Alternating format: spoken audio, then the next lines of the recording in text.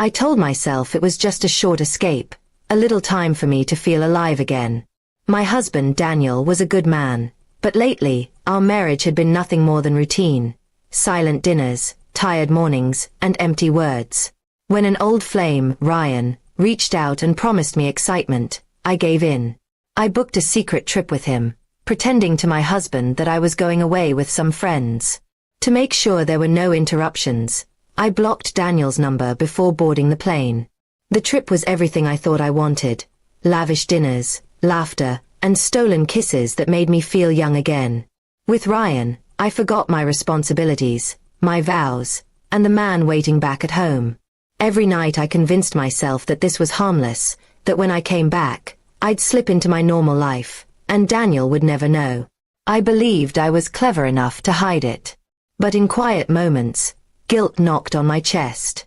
I ignored it by silencing my phone, avoiding even the thought of checking in with my husband. I didn't want to see his messages, his calls, his concern. For 1 week, I lived in a fantasy, while Daniel had no idea where I was or why his wife had vanished without a word. When the trip ended, I felt a strange mix of dread and relief.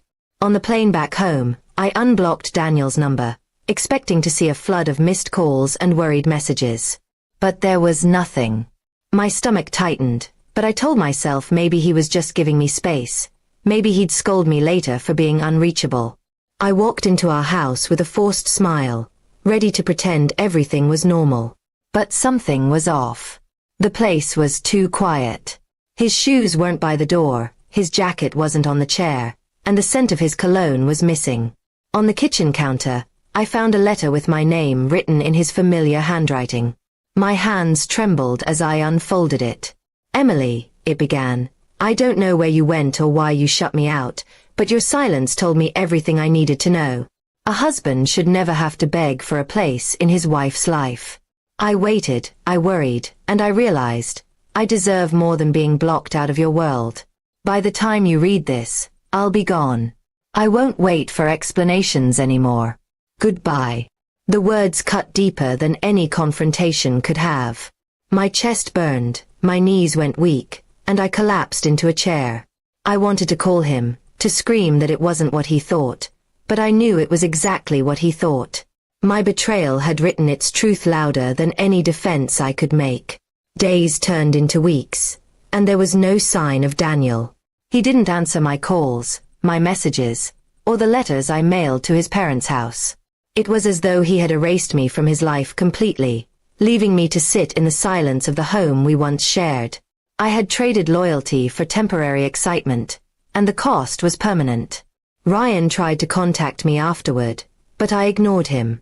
Suddenly, the thrill I once chased felt disgusting. He wasn't a part of my future, and he never had been. All I wanted now was Daniel back, but the more time passed, the clearer it became that he wasn't coming. He had finally chosen himself over me. I remembered the little things I used to take for granted. How Daniel always made sure my car had gas, how he left coffee ready in the morning, how he called me home whenever I felt lost. Now those small acts of love replayed in my mind like punishments. I had wanted excitement, but I had destroyed the stability that truly mattered. My friends noticed the change in me. They asked why I looked pale, why my wedding ring was gone. I couldn't admit the truth. I simply said Daniel and I had grown apart. In reality, I had shattered something unbreakable, and he had left before I could beg for forgiveness. Months later, I received divorce papers.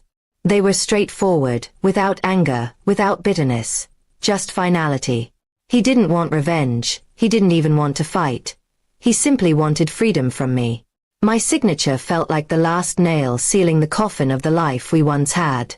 Sometimes at night, I still pick up my phone and stare at his contact, wondering if he ever thinks of me. But I know I'll never hear his voice again, never see his smile, never feel his quiet love. My choice on that trip didn't just break my marriage. It erased the man who once promised forever. In the end, I learned that love isn't always about excitement or passion. It's about loyalty, respect, and the quiet comfort of trust. I lost Daniel because I forgot that. And though the world goes on, my heart remains haunted by the memory of a husband I blocked out, only to realize too late that he had blocked me out forever.